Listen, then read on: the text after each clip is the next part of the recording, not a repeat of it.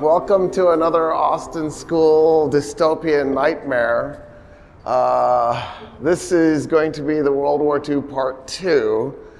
We're not actually going to get to World War II today, but we're going to do the interwar period. So last semester I did Part 1, and I got us to the end of World War I, which I was really happy about. And so this time what I'm going to do is I'm going to pick up there, because even though we technically ended wow, that is getting really loud.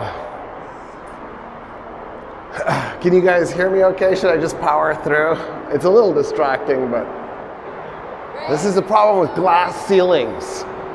Since you guys can hear me, I'm just going to power through and we'll see what happens. All right, so when World War I ends, it actually leaves the world in a bit of turmoil for multiple reasons. First of all, the ending is extremely messy. So the German military surrenders. When it does, its allies obviously go with it too. It only had 3 allies. They were, of course, Bulgaria, the Ottoman Empire, and the Austro-Hungarian Empire. For the record, as a general rule, don't go to war if Bulgaria is your ally. They lose. That's one of the states on the planet that doesn't have a great track record. Don't get me wrong, they did technically win the Balkans War of 1912. The problem is that made the Balkans War of 1913 happen, and they lost that. So, they win a war and it triggers another war that causes them to lose. So even winning, they still lose. So, having said that, what happens is, right before the war ends, there is a little bit of turmoil. Austria, the Austro-Hungarian Empire, actually disintegrates. So during World War I, something really amazing happens.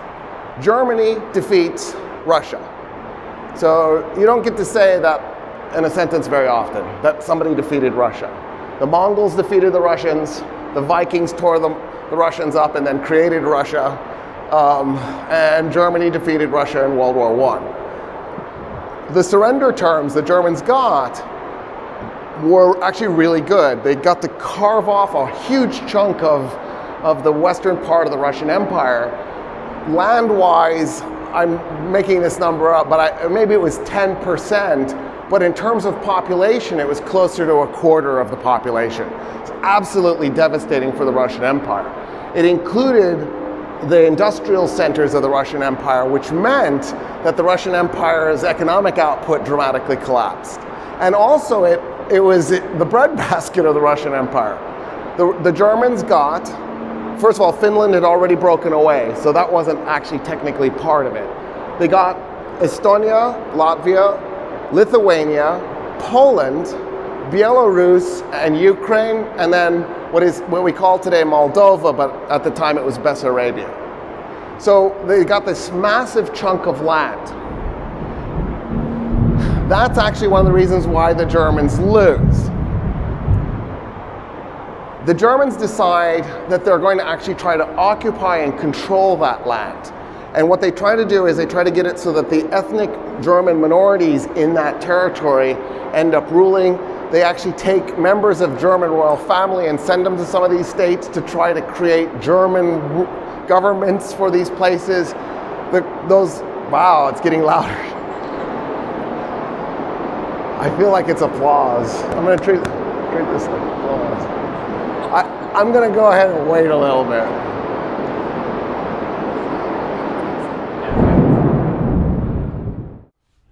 Are we ready?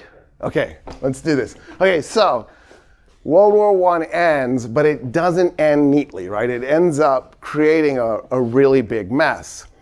And the mess is for multiple reasons. One of the problems is Germany really didn't lose World War I militarily. Germany lost World War I economically. It literally ran out of food. So when the war ends, the Russians have surrendered. They've chopped off the western part of the Russian Empire. Per acre, it's the best real estate of the empire. It has massive amounts of industry and food. And then the entire war on the Western Front is fought in France and in Italy. And in fact, in 1918, in spring of 1918, the Germans launched the spring offensive and try to capture Paris. So 4 years into the war, the Germans are still attacking. They still have the resources to do this. Running out of food is not great because starving soldiers are awful soldiers. And so Germany is literally coming apart at the seams. Austria, in October, breaks up with Hungary. They break the Austro-Hungarian Empire. And it becomes increasingly obvious that they're not gonna get through to the other side. They're not going to win. So the Germans go and they say, we want to negotiate. We want to see if we can't just do an armistice, surrender. Because we're winning militarily, they tell the French and the British, could you just be a little merciful with us, right? We might have a little bit of fight left in us. It's just things are coming apart. And they tell the Brits and the French, we're worried we're going to end up with a communist revolution like the Russians. The path that we're on is leading us in that direction. You really need to let us surrender and not really hurt us for it. So of course the British and the French, they're thinking, oh, we're going to so hurt you. We're going to get the biggest ounce of vengeance imaginable because first of all, we're rivals. You have to remember in World War I, there's no good guys. There's no bad guys. Everybody is equally bad. I mean, there are bad guys. It's everybody. The reason World War I breaks out is because the Germans don't think they got enough of the world. They feel like they should have more. In other words, they feel like because they start late, they didn't get enough of Africa. They didn't get enough of Asia. And they feel cheated in creating an empire. The British are nervous that if the Germans are allowed to keep building their navy, at some point German quality, because they're not going to match the Brits for quantity, but at some point German quality will reach a level where they'll be able to fight the Brits and sink the British Navy.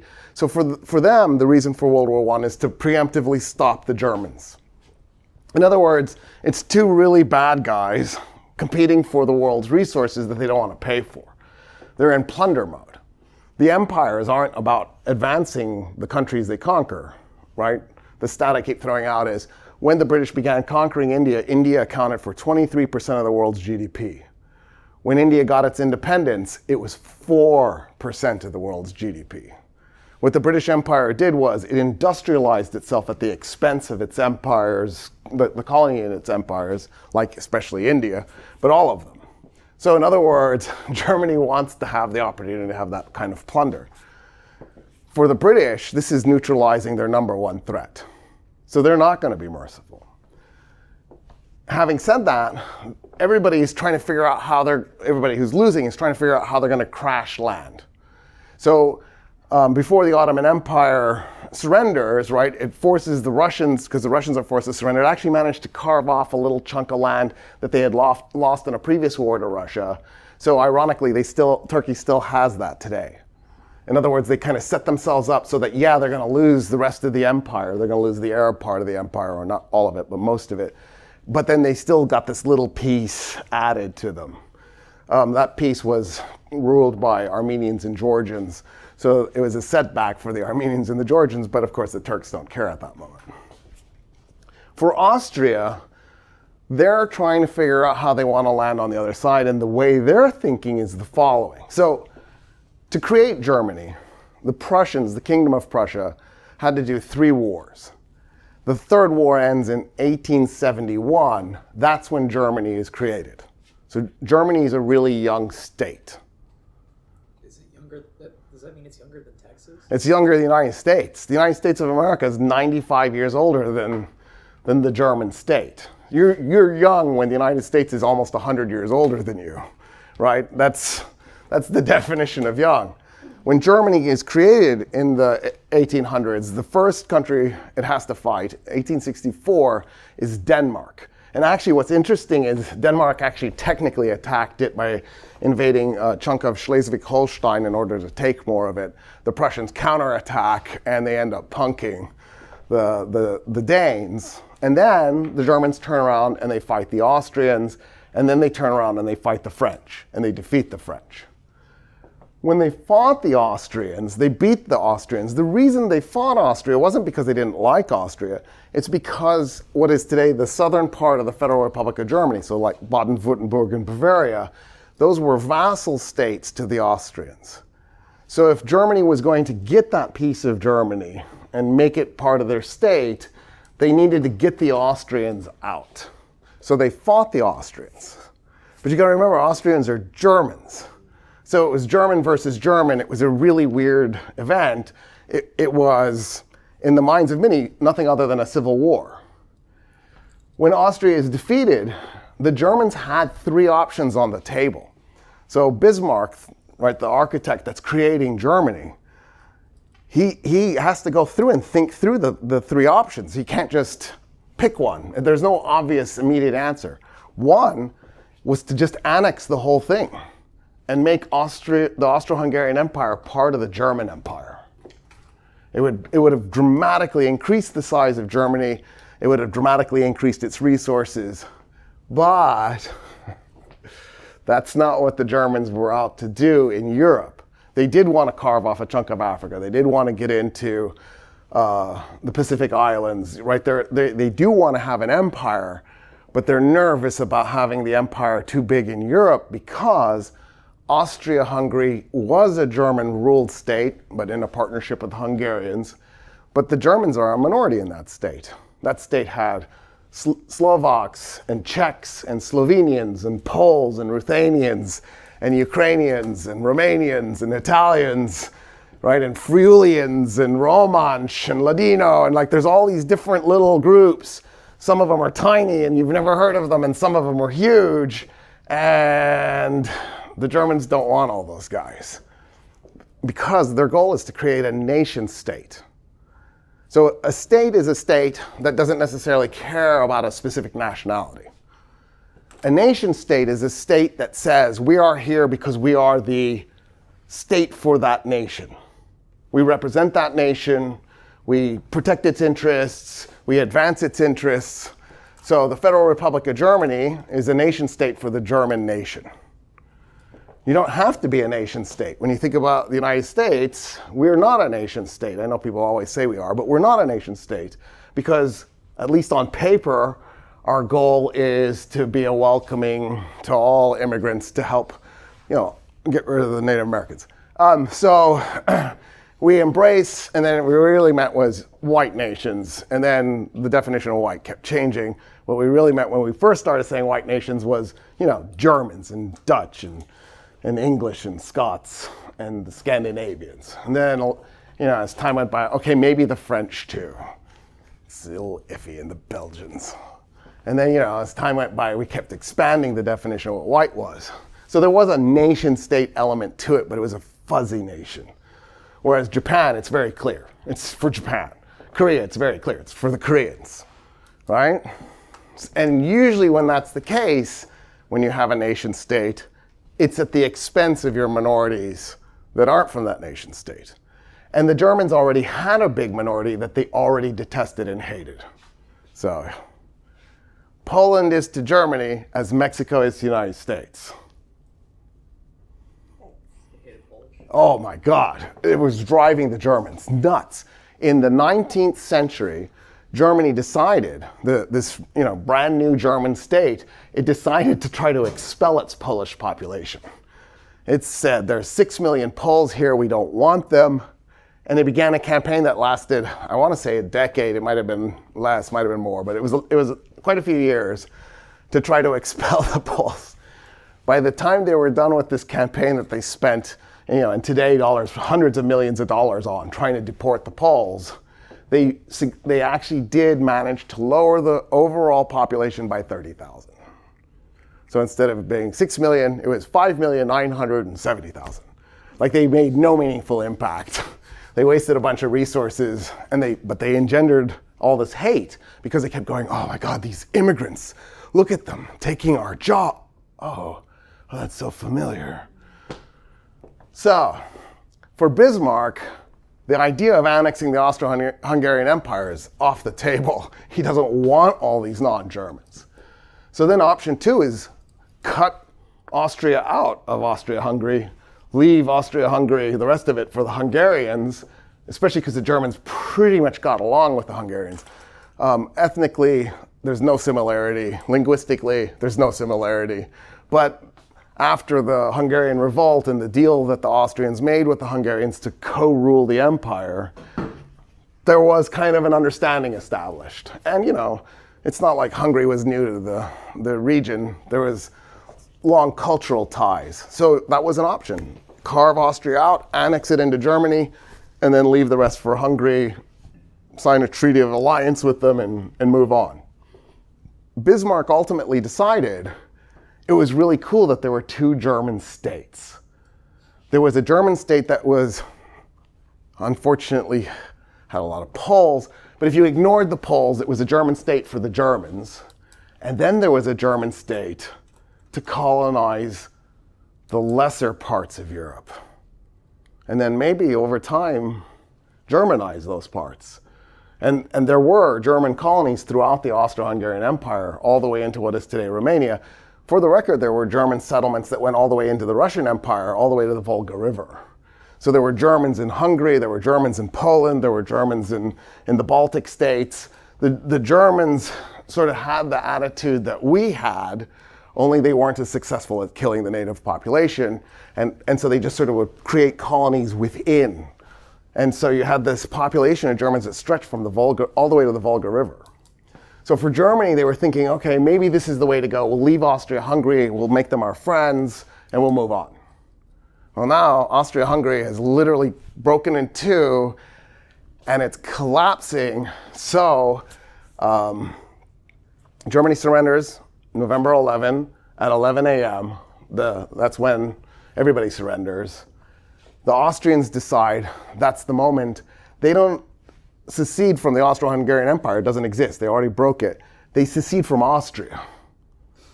Austria secedes from the Austrian part of the Austro-Hungarian Empire.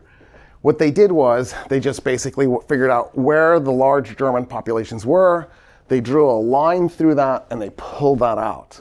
That was Austria, what's today Austria, a chunk of land called Sudetenland. Sudetenland is, if you go to the Czech Republic or Czechia today, it's basically just everything that borders Germany in a very thin band. And then several German majority cities inside the Czech Republic, like Pilsen. They annexed all of that, or they said we're keeping all of that, and then Südtirol and part of Italy, and then part of what is today Slovenia. And they said, and they named this the Republic of German Austria. Their thinking was, after the surrender treaty, they would then immediately apply for membership in Germany, and that would be the end of the confusion about whether they need to be two German states, because there was no point, because Austria had already lost its non-German holdings. By this point, what will become Yugoslavia has already broken away, and it becomes the Kingdom of Serbia, Kingdom of the Serbs, the Croats, and the Slovenes. Eventually they'll rename themselves Yugoslavia, and they actually attack Austria, and they're trying to cut off a piece. So World War I is essentially over, and a little war has broken out.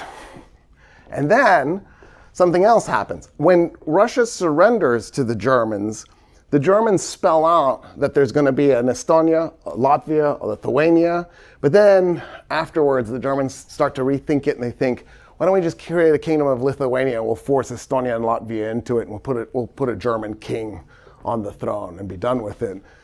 They say there's going to be a Ukraine and a Belarus, and then they're going to do similar things. That's their goal.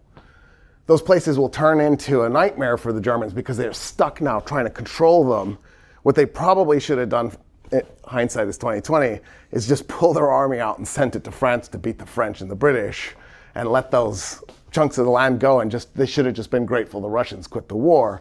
But their thinking was there's a lot of food there, there's a lot of economy there. If they can extract that, it'll put them into this really powerful position. Having said that, one of the chunks of land that they pulled off that they don't mention in the surrender treaty with the Russians is Poland. For obvious reasons, they've got this ethnic Polish thing going on. So they left Poland off the list, but they created the Kingdom of Poland anyway. They put a German on the throne. Interestingly enough, the Germans opened a Polish language university in Warsaw.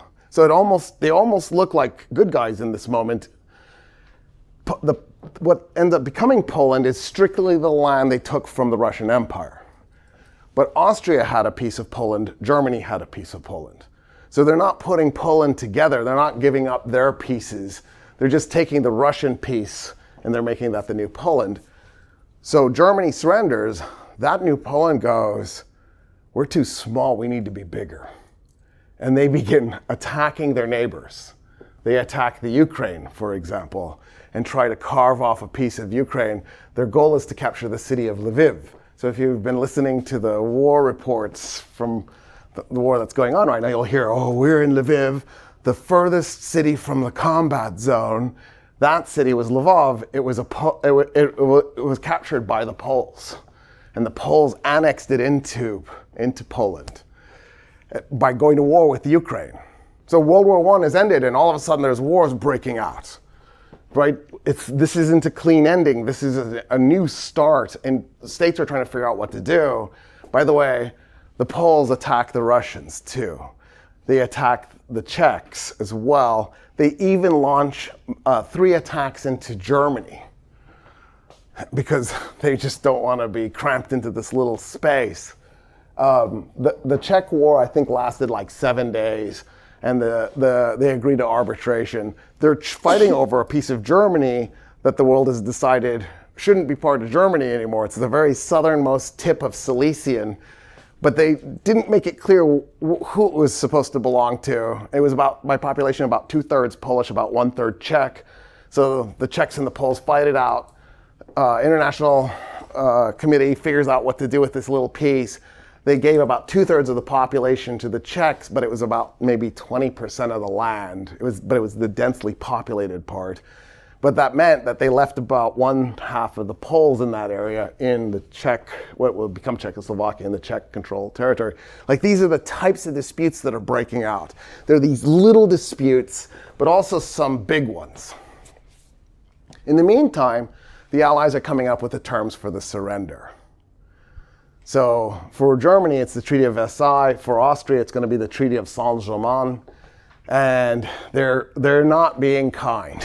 So a piece of Schleswig-Holstein that the Germans took when they fought the Danes in 1864 is going to go back to Denmark. So they lose a little piece to Denmark. The city of Memel becomes Klaipėda and goes to the Lithuanians. A big piece of Silesian is going to go to Poland. A piece of Pommern is going to go to Poland. A piece of Prussia is going to go to Poland. And then a piece of Prussia is carved out around the city of Danzig. Danzig becomes a free city, so it becomes Danzig Freistadt. The reason why Versailles decided to do this was Poland needed to have its own port city. Otherwise, it was going to basically be landlocked. It did, by the Vistula River, it did touch the Baltic Sea, but there was no city there. So to compensate for that, they made Danzig not be part of Germany. It would be its own separate state. And then Poland would have this neutral city to use as its port. It would be ruled by ethnic Germans living in Danzig, but it wouldn't be Germany. On the western side, Alsace-Lorraine, which was taken from France in 1871, but was ethnically German. It has cities like Metz and Strasbourg. It's a German area. It still is. If you go there and you speak German, you'll be fine. If you speak French, you'll be fine too, because everybody's bilingual. Actually, they're trilingual, because the whole planet now speaks English. It's a little exaggerated, but it's not that exaggerated. So that chunk of land, which is ethnically German, that the Germans took in 1871 now is going to go back to France. The poor thing was like they had it on wheels. It would pop out of France and go to Germany, and then go back to France. It's terrible. It's very sad. A chunk of land goes to Belgium. In other words, they took a knife and they carved off pieces of land from Germany. In addition, they took all of its colonies away.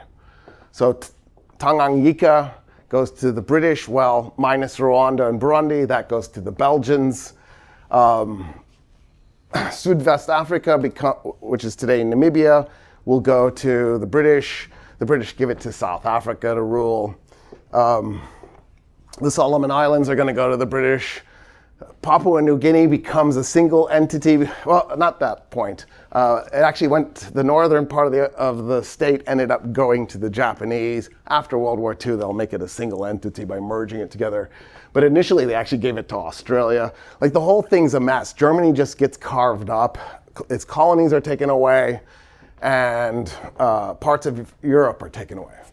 Then, there's the Treaty of Saint-Germain for the Austrians. The Austrians are prohibited from ever merging with Germany, and they have to rename themselves. So the Republic of German Austria becomes the Republic of Austria. They're forced to dump the word German because the fear is that if Germany gets Austria, it's just that much more, which will allow Germany to be that much more powerful and make it that much more likely that Germany will get on its feet someday. The British don't want Germany to get on its feet, ever. They want Germany down. So they make sure Austria can't merge with Germany. So its whole goal of, we'll become Germany, Austria, we'll operate until we're ready, and then we'll merge, that's off the table.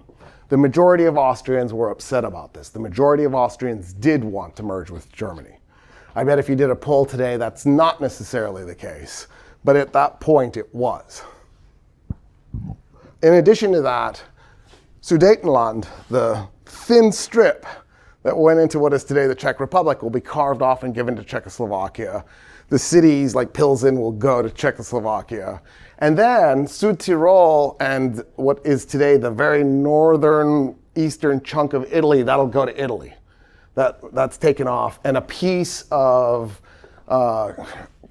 Carniola will then be carved off and given to Slovenia. So Austria will be a little bit smaller as well. It gets a little shrunk. And then that's how those two states are going to have to operate going forward. In addition, they had limited military sizes.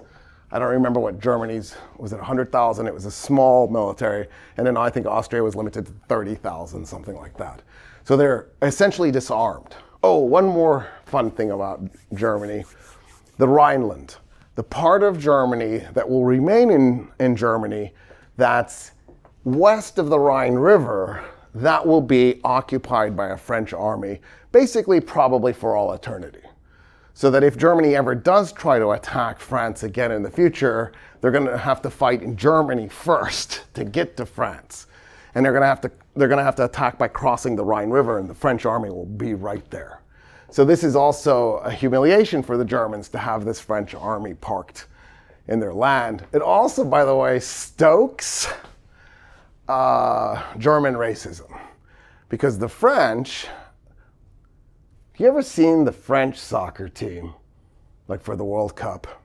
It's the Pan-Africa team. The best players from Africa play for France. There's always like at least one or two white guys on the French team. Everybody else is brown and black. It's amazing. It's incredible. Well, the French army wasn't much different. The French had no problem bringing Senegalese and Algerians and putting them in combat and having them fight for them. So when they made the occupation army for the Rhineland, they brought all these Africans. Some of them were North Africans and they were Arab, and some of them were Sub-Saharan Africans and they were black, and they brought them in. Well, I don't know if you all know this, but occupation armies have sex with the locals. That's just a thing. There has never, ever been an exception to this in the history of humankind. Isn't that crazy, though? You wouldn't think that would be a thing, but it totally is. So as time starts to go by, there starts to be these little half-German, half-African kids popping up in the Rhineland. Full disclosure, I'm part German. I lived in Germany. I don't have German citizenship. I'm not eligible for it. I might be eligible for Austrian citizenship. I've never pursued it. So just so you know, I do have a bias in this. But I had a friend when I lived in Germany, Elisabeth, and she was definitely a Rhine product. She was a very cool person, very wonderful, lovely person. But anyway, this was a real thing, and it did tick away at that German nationalist, that German racist thing of, oh God, the French have brought these Africans and they've parked them here to have sex with our women and they're making little babies. It was driving them nuts. So, having said all that, there is a twist, and the twist is the United States. We enter the war late, of course, because that's what we like to do. We came 75% of the way in. That way, right, we can pick up the winnings, but without really paying the full price. It's genius. We wait for World War II to be half over. We let World War I be 3/4 over. But I'm not being sarcastic. That's really the way you want to do this. Like, that's genius. Go late. Go late, you get the rewards, but you didn't get the deaths. Woodrow Wilson says something really amazing. He says that every nation should have the right to self-determination. And so he plants the seed that Poland should exist. Because in the centuries prior, at one point there was a Polish empire. There was actually also a Lithuanian empire. This is like completely insane. And at one point, Poland and Lithuania were competing with each other. And at one point, they even merged. At one point, strangely enough, a Swedish king ended up ruling Poland. Like there's a really rich, crazy history there. And there was this massive Polish state at one point in history between, because normally I think as a general rule, you don't put your country between Germany and Russia. Like as a general rule, you go, where's a good spot? You don't pick that one. But Poland pulled it off for centuries. They did fine, just fine. But history did catch up with them. Austria, the Prussians, and the Russians slowly, little by little, carved up Poland until they made it disappear. Napoleon decided he was going to bring Poland back, and he did. He carved Poland out of those three countries in his wars. Poland came back into existence, Napoleon's defeated, and Poland disappeared again. So it's the end of World War I, and Woodrow Wilson's going, self-determination. Poland has a right to exist. It's got an army in the field. It's actually actively fighting its neighbors, and he's there saying, no, this is right. We need this to happen. And there should be a Bulgaria, and there should be a Yugoslavia, and a Czechoslovakia. Those states that used to be under the rule of Germans in the Austro-Hungarian Empire, they deserve to be separate and free. And even the states that were Russian. And so this is a really huge contradiction to the type of European imperialism that had been taking place up until that moment. And the world decides, yeah, that makes sense for white people. Because Woodrow Wilson didn't mean this for India. He clearly didn't mean this for North Africa or Sub-Saharan Africa or East Asia or anywhere else. He clearly just meant it for Poland. And so that's one of the things on the table. To help make this happen and to facilitate this, we have to have conferences because we need to see if we can stop the wars and come up with some peaceful solutions so that we can get out of this World War I mode. And so in addition to having Germany and Austria and the Ottoman Empire and Bulgaria surrender, he says, what if we created an institution, a permanent institution, that would just hang out and prevent wars? We could, when we have a difference, we could get together and hash out the differences, and we don't have to keep doing war, and maybe even world wars. Like the Great War can be the last war that's a world war. And the idea he comes up with is, of course, the League of Nations. And so that's why the League of Nations is founded in January of 1920. He signs the treaty. The British, the French, the Japanese. By the way, Japan was on the Allied side in World War I. Italy was on the Allied side in World War I. They'll obviously switch sides in World War II, but in World War I, they were on the British side. Those guys are all going to sit down and sign this treaty. The Soviet Union is not allowed to do it because, well, they're communist. So they can't join the League of Nations. Right there, you've just kind of broken the League of Nations. Here's this big state that you hate that's pariah. You're not letting them join. The whole idea is to prevent a war down the road, right? You've just screwed yourself up by saying, no, not them. Germany is not allowed to join the League of Nations. Like, really? You're not letting Germany, like, isn't the problem that you're worried there's going to be another world war and it's going to be against Germany at some point? Don't you want them going and talking? Woodrow Wilson feels glorious because he's had this brilliant idea. He comes back, he's talking to the KKK members that are part of his government. He was totally well connected to the KKK. During his administration, the KKK would do marches in Washington, D.C. because they felt welcome because their guy was in the White House. Officially, he was never a member, but when all your friends are members, probably. Just when you're looking at the crowd pass by with the pointy little white hats, and you're going, there are good guys on both sides. You know what I'm saying? That type of equivocating probably leads you in that direction.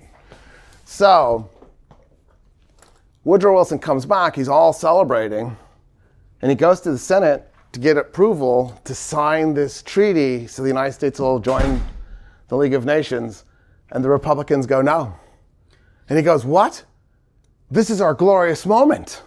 We're creating an organization that's going to avoid war in the future, and it's my idea. The United States gets credit for it. And they're like, yeah, you need our votes. We're saying no, you're not going to join. We're not letting the United States into the League of Nations, your creation.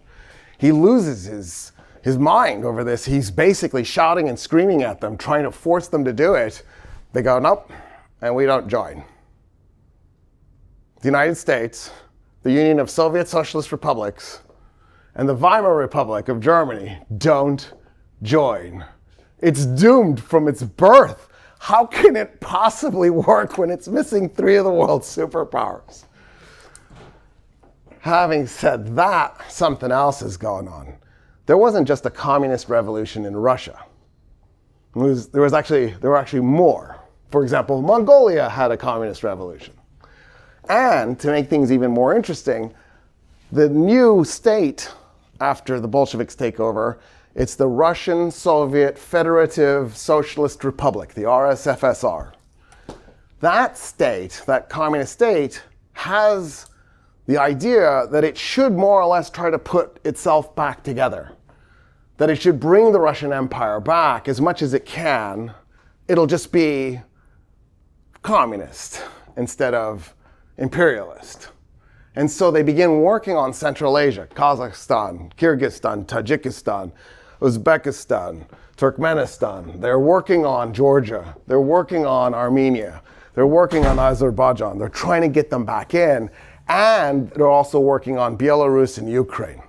For the most part, they're ignoring Estonia, Latvia, Lithuania. They're fighting the Poles. By the way, Poland wins. In 1921, the Soviets sign a surrender treaty with Poland. Poland beat the Germans beat Poland, and then the Germans beat Russia, and then the Poles turn around and beat Russia. It's hilarious. Like, ooh, how? Wow, Poland really did come back. And then, of course, Finland, they're just not even going to mess with that. It's gone. They're ready to let it go. They'll change their mind later, and they'll regret that. But for now, they're letting it go. So at that point, there's those states having their own little communist revolutions. Well, the British, the French, the United States, the Japanese, and for that matter, the Germans don't exactly like this. The war is over. The Germans have surrendered. They've had their army limited. A part of their army goes rogue and becomes the Freikorps. And they decide they're going to stay in Poland. They're going to stay in Latvia, Lithuania, and Estonia. They're going to fight. And they do. And then the British, the United States, the French, and the Japanese decide that we're going to foment and support a civil war to try to bring down the communist government in the Soviet Union.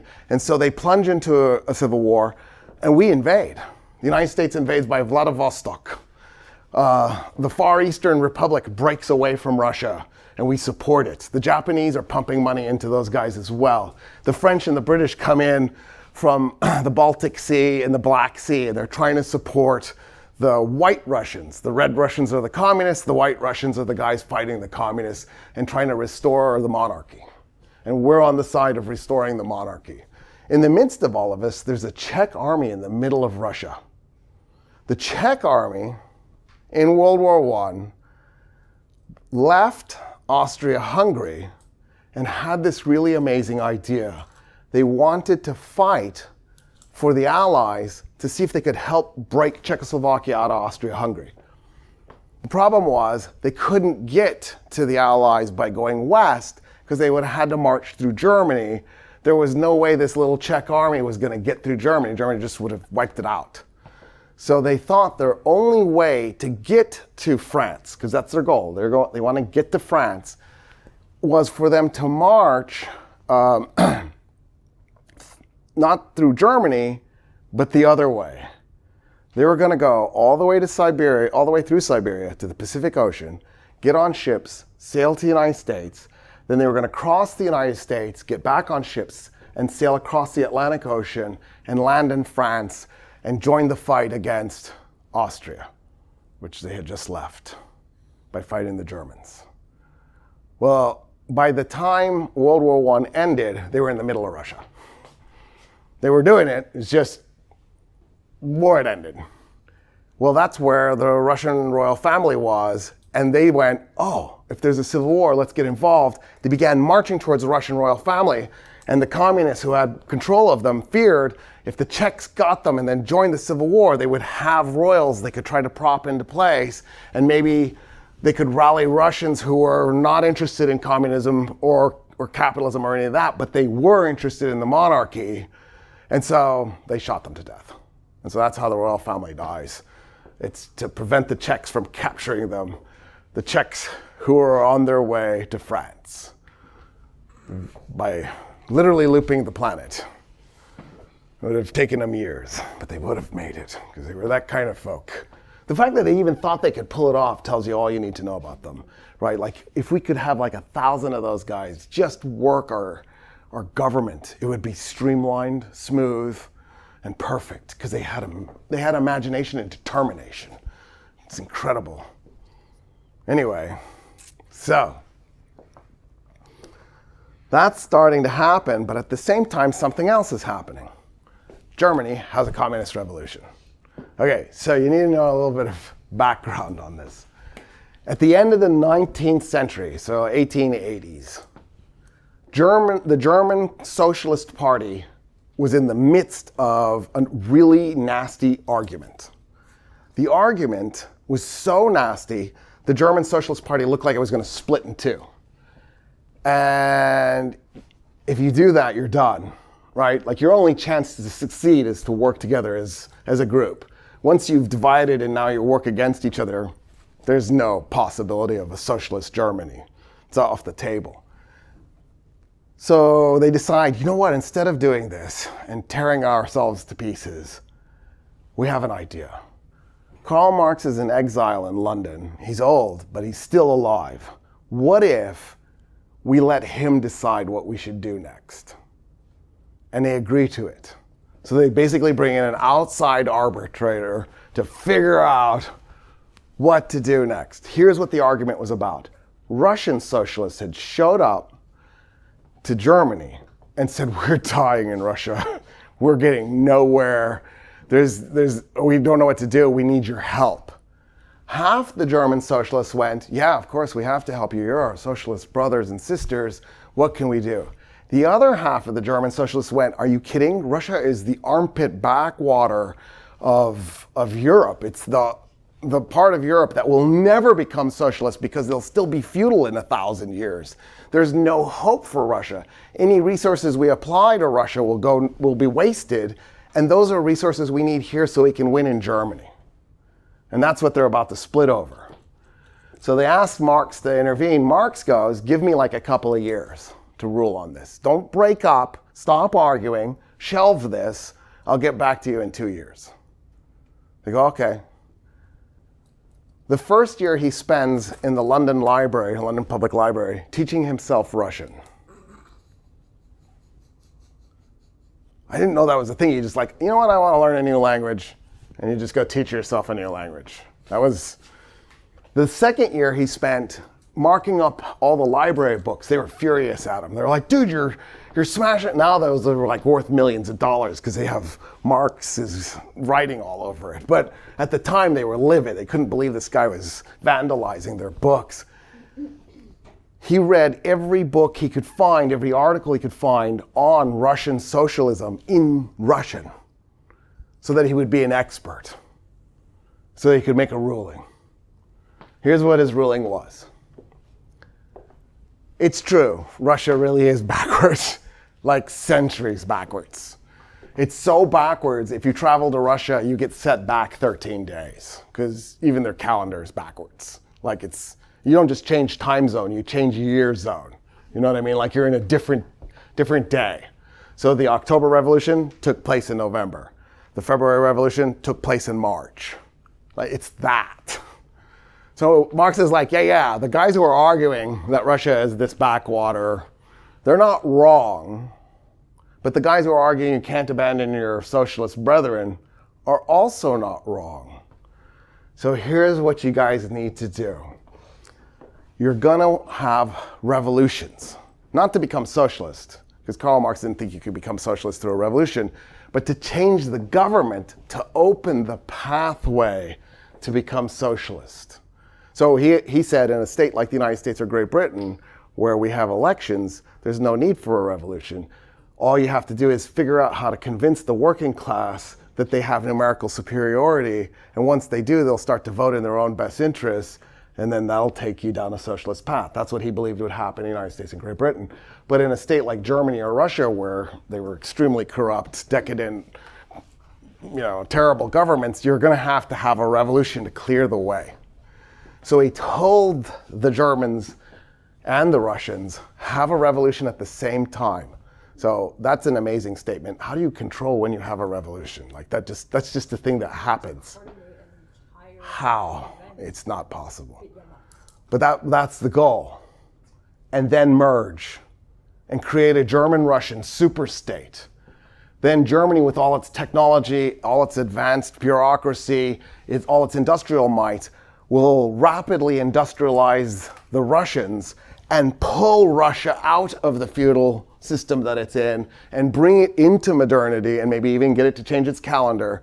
And then the two states can transition slowly hand in hand together from a capitalist system to a socialist system. And everybody goes, okay, yeah, for a while. They decide to break up anyway. You know how it is. You want the divorce, you see the marriage counselor, but you get the divorce anyway. That's what happens. The reason is because of the length of time they think it'll take. Socialists believe that this process will take a long time, centuries. And capitalism might be appropriate right now, so a good socialist, if capitalism is appropriate right now, operates like a capitalist. And then at some point down the road, you've transitioned enough through a democratic process that you become like Sweden, a capitalist socialist hybrid state. And then in maybe 1,000 years, you become some kind of anarcho-socialist utopia.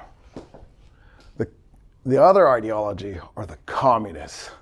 They go, no, we don't want to wait 1,000 years to become an anarcho-socialist utopia.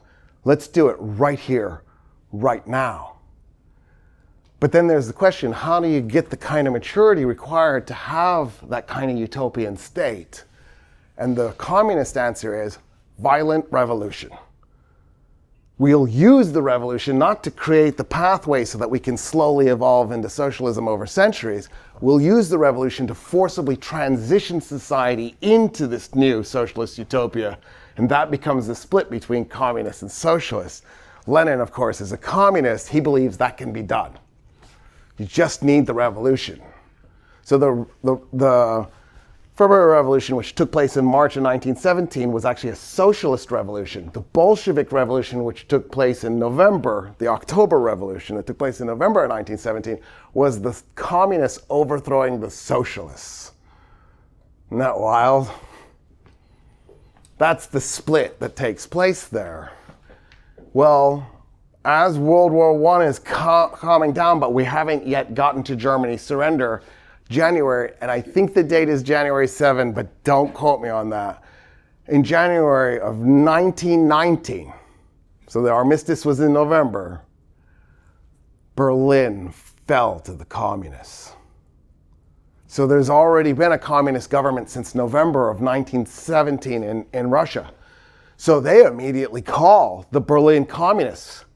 Think about this. Berlin goes down. Berlin was Germany's LA, New York, and Washington, D.C. combined. This is a catastrophe for the German state. It just lost not only its largest city and its capital, but its cultural and economic center, and its industrial center on top of it all. So the German state is reeling. There's these two communists, Rosa Luxemburg is one of them, that are actually running Berlin as its own little separate little communist state. And the Russians are like, oh my God, you finally did the revolution. We've been sitting here waiting for you so we can merge. Because they never gave up the idea. And Rosa Luxemburg's on the phone going, dude, what the hell are you talking about? We're getting massacred out here. We're fighting the German army. Do you know what that's like? And the Russians are like, yeah, we surrendered. That sucks. Good luck. Well, when you're done and you win, call us. And like the Russians call back the next day. Did you win yet? It's been one day. The next day, did you win yet? No, we're actually losing, I think. This goes on for about 7 days. Finally, the Russians call on the 7th day and they're like, did you win yet? And Rosa Luxemburg's like, actually, right now I'm going to have to hang up in just a second, but I'm about to be escorted out to be shot by firing squad. No, we lost. Bye. And that was it. 7 days. Berlin went communist for 7 days. But then, crazily enough, a few months later, Bavaria goes. In April of 1919, the Bavarian Soviet Republic is created. But the second largest state in Germany went communist and breaks away from the German state and goes its own for like 27 days and gets reabsorbed back into the German state. It didn't quite last. But as that's happening, Hungary goes communist. There's a guy named Bela Kun. He's actually technically the Hungarian foreign minister. He wasn't the head of state, but he's the guy who ends up running the Hungarian Soviet Republic for 133 days. And then it goes down in a ball of flames. But anyway, this is the type of chaos that Europe's coming out of World War I into. There's revolutions breaking out, there's little wars breaking out, there's rogue armies like the Freikorps that won't sit down, they can't wait to keep fighting. There's little statelets popping up all over the place and declaring their independence. It's a nightmare. And part of the problem is that the British and the French aren't managing the German surrender properly. They're so intent on revenge that they're making it certain there will be a World War II. They're setting it up. So to be clear, World War II really is just Germany's fault. I don't want to take responsibility away from Germany, but Hitler might not have gotten into power if Germany wasn't so severely punished. In other words, had the British and the French managed this a little bit better, it probably wouldn't have meant that we had to do World War II. Like, it's hard for me to imagine a world without a World War II, but I think that's because World War II did such a landscape-shaping event, like it completely changed everything, that, from this position, it looks like it was an inevitability. But in that moment, I don't think it was. I think the inevitability was because the British and the French really screwed this up. So, the German state has now got a problem because the Kaiser has abdicated and Deutsches Reich, the German Empire, is gone. So there's no point in pretending. So they want to just go ahead and call it a republic and try to figure out how they can make this work going forward. In addition, the Germans made a really strange mistake. Actually, before I do the strange mistake, it's not that strange of a mistake, actually, now that I think about it. They make a mistake. It's a silly mistake, too. But before I do that, one of the problems that they have is they're trying to form a new government. They can't form it in Berlin because the communists have it. So they form it in a town called Weimar. That's why it's called the Weimar Republic. Because they're in this weird situation where their capital is in chaos. So they don't actually make their new government in their capital. They make it somewhere else, and then they transition it to the capital. So the mistake they made was in World War I, and it'll haunt them. So in World War I, France implemented its first ever income tax. It made the French people pay for World War I. Germany went, we'll win this thing. There's no way anybody's going to beat us. So let's not do that. Let's just run up a psychotic debt. then once we're on the other side, we'll make the British and the French and the Russians pay reparations, and we'll use the reparations to pay down our psychotic debt, right? Only a completely insane, irresponsible society runs up a really big debt. Like normal thinking human beings might run up a moderate debt for a period of time, but not like, $34 trillion or something stupid like that. That's insane. That's maniacal, especially when your GDP is smaller. So Germany does this. They lose the war, so they come out on the other side with no way to pay down their debt. Then on top of it all, the tone-deaf British and French who don't get what's really happening in the world because they're so arrogant and narcissistic and they're so hell-bent on plundering brown and black people in the rest of the world, they decide they're going to make Germany pay for World War I. They decide to do to Germany what Germany was planning to do to them and makes Germany pay the reparations. So Germany comes out of the war with massive debt, and on top of it all, this new debt that the British and the French have loaded on top of them. And they have no colonial empires to plunder to pay the debt off with either. So they can't cheat like the British and the French are doing. So Germany starts printing money. That's always a bad idea. They start printing money. Now there's the general understanding, the conventional wisdom on this. By the way, conventional wisdom is an insult. Conventional wisdom means it's almost certainly wrong. People misuse conventional wisdom.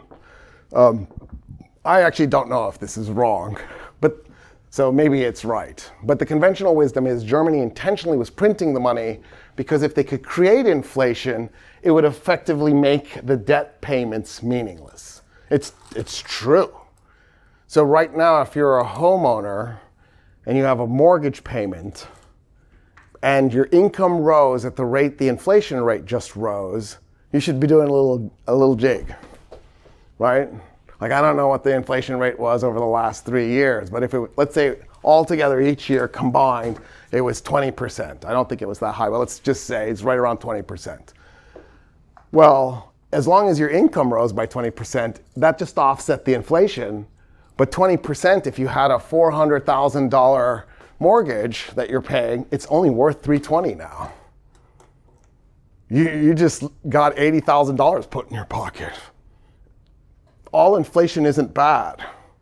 The inflation that's not great, the poopy inflation, is the inflation rose and your pay didn't rise. That's not happy. That's sad, right? So if that happened to you, I get why you'd be a little grumpy. Unless, of course, you were making a lot of money, in which case it's like, just shut up, change your lifestyle a little bit. But if you're making $30,000 before the inflation and you're making $30,000 after the inflation, you're actually now making $24,000. Yeah, that would make me grumpy too. But if you're a person with a little bit of debt, that's not the worst thing to ever happen. So in other words, I'm just going to out myself. I was rooting for a little bit of high inflation. We're going to do this? Okay, cool. Let's say you own $33 trillion in debt. 20% just went away. Is not the worst answer I've ever heard in my life. So it could be the Germans were intentionally printing money in the beginning to bring down the value of the debt they owed. They're literally making it disappear. The problem is the rate at which it starts to happen, there's no way they meant for it to go that path. So in other words, when the war started, it was 4 marks to the US dollar. When the war ended, it was 8 marks to the US dollar. By the time we got to 1921, it was like 7,000 marks to the US dollar. By the time we got to like 1922, it was something like 1 million marks to the US dollar. I actually have a postage stamp. It's 280 million marks. It cost 280 million marks, about 70 million US dollars to send a letter. People were getting their life savings sent to them in the form of a postage stamp. And it would say, here's your $30,000 life savings back. You can use it to send an envelope. It's not worth us keeping it in the bank. By 1923, 1 trillion marks to the dollar. They lost absolute control. They obliterated their economy. So here they are, they're coming out of World War I, and they plunge into this nightmare. There's an author who talks about an account. So you had to be paid by the day, right? Because forget week, forget month. If you're paid on Tuesday and you don't spend that money on Tuesday, on Wednesday, it's worthless. So you just lost your pay from Tuesday. So they were literally paid, workers were paid by the day, and you take wheelbarrows to work because they're just piling, like they stopped counting. They would weigh the money. They'd be like, and they just dump it in your wheelbarrow and you hoped it was close. So this one guy, he's got his stupid wheelbarrow and he goes to the grocery store. You can't take the wheelbarrow in the grocery stores because these are European grocery stores, they're small. If everybody has their stupid wheelbarrow in the grocery store, it's not gonna fit, right? It's not like here where we have little silver bison and we push them around. It's so exciting. I mean, they have grocery carts in Europe. Wheelbarrows are too much. Anyway, so this guy's got his wheelbarrow, and he's like, he leaves it outside. He scoops up a pile of money, leaving most of the money in the wheelbarrow. He does his grocery shopping. When he's done, he just dumps the money on the counter. The cashier's like, whatever. He just shoves it onto the floor. The guy walks away with his groceries, comes outside, and to his shock, horror, and dismay, he finds that somebody has stolen the wheelbarrow. They literally dumped the money in the street and walked away with the wheelbarrow. That's how worthless the mark had become. It was a disaster of epic proportions. And it sets in everybody's mind, oh my God, who's ruling this country? What's happening? None of this ever happened when we had a Kaiser. Maybe republics are a bad idea. Maybe democracy isn't the answer. Maybe we need to rethink the path we're on. In other words, this is bad timing. And rebellions are still happening. The city of Hamburg, Germany goes into full-fledged rebellion. They are battles with workers. The workers go into it's a socialist workers' rebellion. They're actually in the streets with firearms shooting at the German police and the German military that shows up to help the police. And at one point, the workers actually took a truck and they took boilerplating and they welded it on and they made an armored car. And so there's literally a worker armored car in combat with German police armored cars. It looks like war in Hamburg in 1923. The workers lost. Anyway, but you can still dream. You can still dream. In the middle of all this, a new ideology is created. There's this socialist guy from Italy whose parents were socialists. Turns out ideology is largely passed on from generation to generation, in case you hadn't figured that out. So if you hate your parents right now, watch where you are in 40 years. Just heads up, heads up. I find every once in a while I'll be like, oh God, my dad would have done that. And it's really a big letdown, but it's okay, it's okay. Anyway, so don't get me wrong, I kind of admire my dad, but I didn't want to be him. You know what I mean? You don't. Y'all don't have a bad relationship with your dad? What the heck? They want to be either of them and never pigs because they want a different right out of me. So. Okay. So this socialist does something wrong, very wrong. His parents, who were socialists, fell in love with Benito Juarez, as in the Mexican guy, Benito Juarez, and as in the city that Ciudad Juarez is named after, that guy. And then named their son Benito Mussolini. Mussolini is an editor for the Milano Socialist newspaper. He's that guy. Italy when World War I breaks out, doesn't jump in because they've got the same idea we do. Let's wait, see how this is rolling out, and then we'll pick a side. We'll come in at the end and get the victory.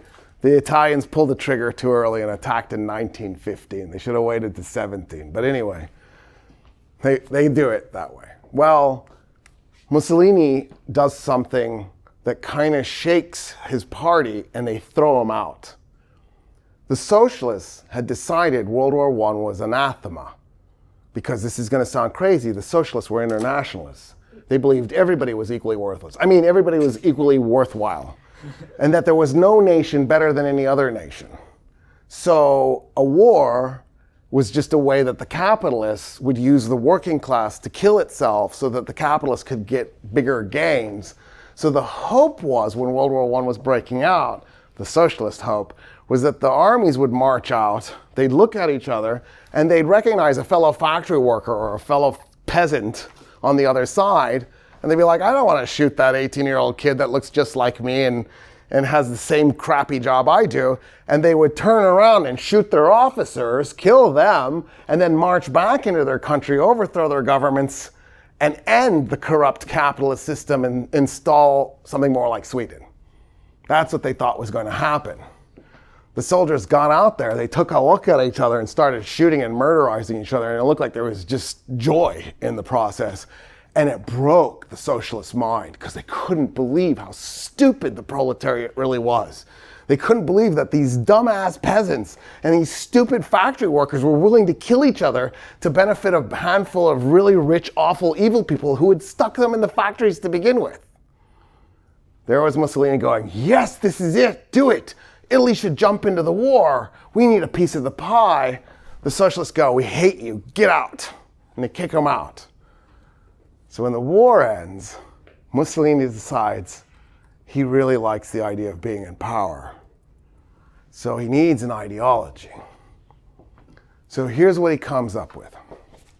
The problem isn't capitalism necessarily. It's not a good system, but it's not the evil that the socialists say it is. The problem isn't the rich either. The problem isn't the poor. They're good people too. The working class is wonderful. I love the working class. The uneducated, they're all great. Can't wait to hang out with them. The problem is modernity. Today sucks. Factories suck. You want to know why World War I sucks so badly? Factories. Because in factories you build artillery pieces. In factories you build tanks. In factories you build airplanes. In factories you build shells. World War I was trench warfare. It was a nightmare. For like quality of life, I'm pretty sure World War I was the worst war in human history for quality of life for soldiers. World War II was really bad for civilians because one of the things the soldiers were not going to do is get in those stupid trenches. They were like, you want to do another world war? Okay, we're going to do it in your house. But World War I for soldiers, there are all these vets that have come out of World War I where they were in the trenches. So the trenches are a nightmare, not just because it's war, it's weird war. You go in the trench, it's 10 feet deep, 3 meters deep. So you can't shoot out of it. They put ladders, but you pop your head up over the top and there's a jackass on the other side shooting you in the head. So you just basically wanted to lay low. And anyway, they're in a trench anyway, so even if you had a machine gun and you set it up and you shot all day, you're never going to kill anybody unless they're idiots and they pop their head out of the trench because the bullets can't fall into the trench. It's like a meter wide trench, 3 meters deep. How is the bullet going to get to you? So if I can't shoot you out of your trench, what I'm going to do is I'm going to set up artillery a couple of miles away and I'm going to drop artillery shells on your trench all day and try and kill you that way. So that meant that you as a soldier, your job was to just not die. You can't kill the other side. There's nothing you can do in the trench except just try not to die. But how do you have any control over that? You don't know where the next shell's going to land. And it's constant. So it's boom, boom, boom, boom, boom, boom, boom. And your mind breaks after a while. You will end up with PTSD. There's no way around it. Because think about it. Our species evolved as prey. We're weird. We're not lions who evolved into a sentient being. We were the thing the lions were eating that evolved into a sentient being. So we're prey. Isn't that weird? We're prey with predator features, which is also weird, but it's because we were in trees. Our eyes are on the front of our face. Predators have their eyes on the front of their face. Our eyes weren't on the front of our face because we were predators. It was so that you could tell distance. That's why predators need to have their eyes on the front of their face. Because when you're a cat and you're leaping through the air to catch the gazelle, you don't want to misjudge that distance. You'll miss the animal. If you're a monkey and you're jumping from branch to branch, you don't want to misjudge that distance. You'll fall to the ground and a lion will eat you. So, in other words, we accidentally ended up with some really cool predator features. And then to get the big brain, we began cooking our food and eating meat. So we needed to develop predator teeth. So we have predator front teeth for chewing through meat. And then we have herbivore back teeth. Isn't that weird?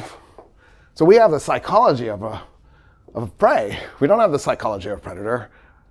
Think about us. We're nervous, we're fidgety, we're always self-conscious.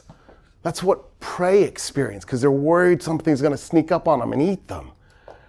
Predators, they laze around most of the day. When they get hungry, they stalk their enemy. They're filled with confidence and certainty. They're probably going to miss their prey more times than they get it. But they're in the position of not having to live in fear.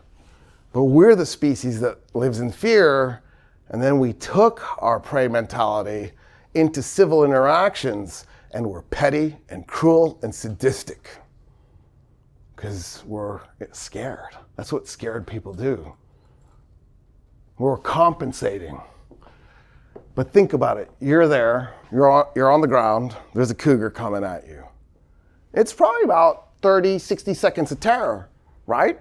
Because your instinct is run to the first tree. That guy can climb the tree too, but if you're on top, you clearly have an advantage. And you can probably go higher because you're smaller. And so even once the branches are starting to get a little flimsy, you're probably okay. It's going to have trouble. In 30 to 60 seconds, the situation's been decided. You either got up the tree and got away, or it's dragging your corpse into a cave to eat you. Not 24 hours of shells dropping on your head. We did not evolve for that. So when World War I ends, there's all these veterans, plus there was no tour of duty, right? So if you were there in August 1914, you could serve all the way to November 1918. It never occurred to anybody that 50 months of this is not okay for the human psyche. But honestly, I think 1 month of it wouldn't have been. Now you're expected to work in a factory. So you show up. Here's a twist. It was better to be a US soldier. You might have experienced the exact same level of terror. Like, let's say you arrived in France in spring of 1918, and there's a German or a Brit or a French guy who also got there in spring of 1918. So it's the same moment, and you fight to November. So you spent the same amount of time, and let's say your units were next to each other, so you're in the same place. But to get back home, wherever it is, Texas, Indiana, New York, you had to walk to the nearest port. That's going to take a couple of weeks. You wait for the next ship to pick you up. That's going to take a week. You get on the ship, it's 2 weeks to New York. You might not catch a train for a few days. You get on a train. By the time you get back home, it's been a month, 2 months, 3 months. And a lot of that travel you were doing with fellow veterans who had just gone through this. You had a chance to decompress. You're a German coming off the front line, you're home the same day. You have no time to decompress. You show up, you're a mouth to feed. The first thing out of everybody's mouth when you enter that house, whether it's your wife, your children, your parents, your cousins, is, when are you going to get a job? You walk into that factory, you hear gong, gong, gong in this closed, confined space. You're in PTSD zone. Some people made the transition. There were whole mobs of veterans who just couldn't get into the factories. Mussolini goes, "You're not wrong. The problem is modernity. We've got to get rid of it. World War III should be fought with spears and bows and arrows. We need to bring back Rome, Rome's glory. We need to reconquer the Mediterranean. What we need to do is make it so that there's a Roman Empire. And then that way, the kind of suffering we just experienced will never happen again. Women will know their place. There will be a order, a political order, a national order. Italy will be at the top of the world again. So all we have to do is prepare and plan for World War II. We need to build new factories so we can build more planes and more bombs, more artillery pieces, and more machine guns. Then we're going to do World War II. We'll win. When we win, we'll forcibly deindustrialize the whole planet. And then that way, World War III will be with spears and bows and arrows. That's the goal. Well, Make Italy great again. Make Rome great again. Isn't that cool? By its nature, his new ideology, fascism, appeals to the lower class because it talks about all the suffering that they have. And then it actually sets up the upper class because the upper class asks a really interesting question. Wait a minute, I'm an industrialist. I've made my money off the factories. What's my future? Why would I support you? And he goes, you'll be the nobles on the other side. You'll be the patrician class for the new Roman state.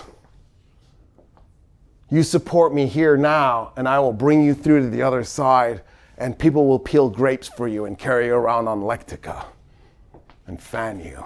You'll be fine, don't worry about it. And then he marches on Rome, and in 1922, he takes over Italy. His ideology works just enough that he manages to mobilize a huge population of the Italian veterans, and they actually successfully pull off a coup and take over the Kingdom of Italy. It'll become the Republic after World War II. The Kingdom of Italy. Vittorio Emanuele, he's still the king, but Mussolini's in charge. Il Duce, the leader, that's his name, his title. And of course, somebody else gets inspired. Somebody goes, oh, I like that. That's very cool. So, there is this corporal who had been fighting in World War I. He joined in August 1914. In fact, there's a picture of the square in Munich when it's announced that World War I has just started, and his face is there. They captured the picture of him by accident. Nobody knew who this stupid corporal was. He wasn't even a corporal because he hadn't even joined the army. When he joins, he becomes a private. He just made corporal by the time the 50 months he served were over. Like, he flew up the chain of command quickly to get to corporal in 4 years and 2 months. That's incredible. Who does that? I'm probably being sarcastic. He's smiling. He couldn't wait to do World War I. Isn't that eerie? Of course, I'm talking about Adolf Hitler. He wanted to be an artist. He was a vegetarian. He couldn't draw human faces. Every art school said no. He joins the army because he doesn't know what to do. He moves to Germany. World War I breaks out. He's an Austrian. He moves to Germany. If you talk to Austrians, they'll claim he's German. This is an internal conflict I have with myself. And then he joins the German army and he fights and he makes it to rank of corporal. So I was taught that Guglielmo Marconi invented the radio. That's not true. It's not. I wish it was. Tesla invented the radio. Tesla is that cool. What Guglielmo Marconi did was he invented the antenna, which allowed you to not have to wire your radios together. Tesla's radios were connected by wire. Guglielmo Marconi's radios were connected by antenna. Guglielmo Marconi invented the antenna in 1920. So we went into World War I with radios that were wired together. So your Army command, you run a wire to that outpost, or run a wire to that outpost, run a wire down this trench, run a wire down that trench. The artillery barrage starts. What happened to all your wires? Destroyed. They are cut to pieces. How do I communicate with that outpost? You can't. What I do is I get a group of guys, 2, 3, 4 guys. Hopefully they were like track in high school or something. And I go, guess what? You guys are messenger runners. And then I write my message and I give it to the 3 guys and I tell them to go to the same place using 3 different routes. Right? Because there's artillery shells coming down. Hopefully one of them will get there. They're literally running through a live artillery barrage. That was Hitler's job for 50 months. Messenger runners had a life expectancy of 2 months. He should have died 25 times, statistically. Isn't that awful? How did he get through that? When he did, he got through the other side and said, God spared me for something. I better come through. I better kill evil people like myself. And it's like, dude, if you're going to do that, start with yourself. Like, why postpone that? Like, really, like, I hate to be that guy that encourages that, but really, like, that's your goal? I'll even help you out. I know it's illegal. Or, here's an alternative, buy his paintings. Somebody should have just bought his damn paintings. Somebody should have just let him into art school.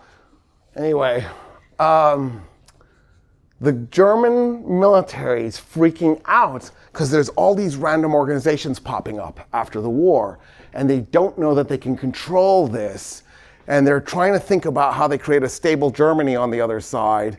And so what they did was they went and grabbed a bunch of Germans that they thought were good and loyal and solid, and they said, how do you feel about infiltrating these organizations and becoming spies for us to tell us what's going on the inside? Hitler will do this. He joins an organization called the German Workers' Party, Deutsche Arbeiterspartei. He joins it, and he's getting inspired by the leader of the organization. And one day he walks up to the guy. He was the 55th member, but they wanted to make their membership look big, so they just added a 5 to everything. So his membership number was 555. So he's that Antichrist. The next one will be 666, right? I think that's how that works. I'm pretty sure.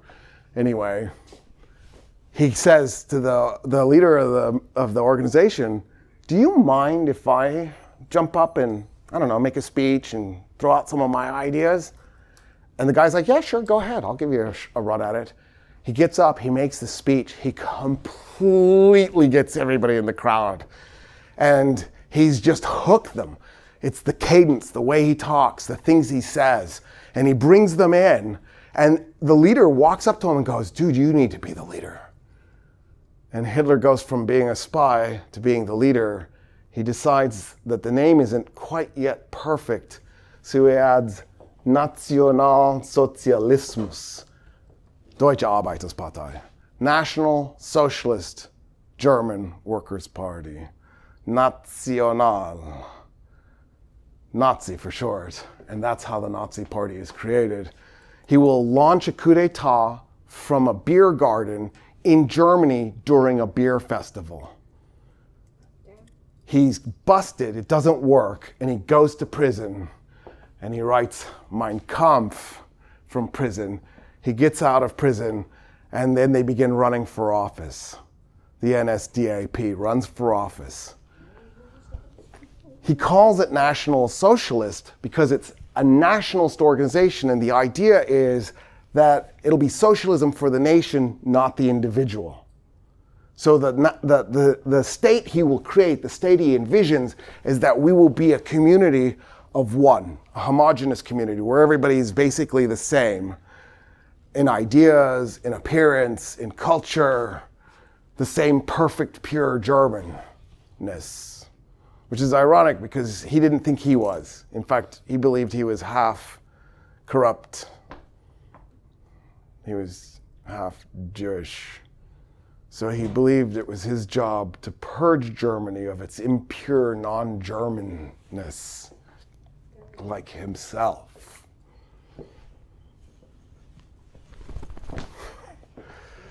So, even though they're running for office, they're not doing great in the beginning. Then in 1930, they hit 18%. In 19 32 in July, there's an election. They get 37%. They come in first place. They don't have enough people to form the government. You need a majority. The way you got the majority is you create a coalition government by going to the other parties, and you push yourself over the halfway mark. They can't do it. So they don't form government. In November of 1932, while the election is going on in the United States and FDR is going to win it, there's an election going on in Germany. Hitler is going to come in first place a second time. So in July in 32, they have the election. It goes nowhere. The government doesn't form. So they have to have a new election in November because they have to compensate for the fact that it didn't work. So when they do this new election, the Nazis actually lost votes. They went from 37% to 33%. Their popularity was actually fading. But everybody went, you know what, let's give this guy a chance, and he gets the coalition government. In other words, one of the great ironies is the year FDR is elected, the month FDR is elected is the month Hitler wins the election that gets him into power. They both end up in power in the beginning of the next year, 33, and they both die a few days apart in April of 45. Their two careers are like eerily, creepily paralleled. Anyway, so, okay, I've got this thing moving. There's still some pieces that I need to talk about, like with Germany and getting us a little bit further along. But at least I got us to the point where I've got the chaos. The economic woes haven't fully kicked in because I haven't described the Great Depression. But we got through the hyperinflation, so I'm feeling good. So next part, we'll probably start World War II, which, you know, you want to have happen. You want to get the killing going. You can't only postpone that so long. It'll be glorious. Yeah, so anyway, so thanks for coming. And it's so creepy.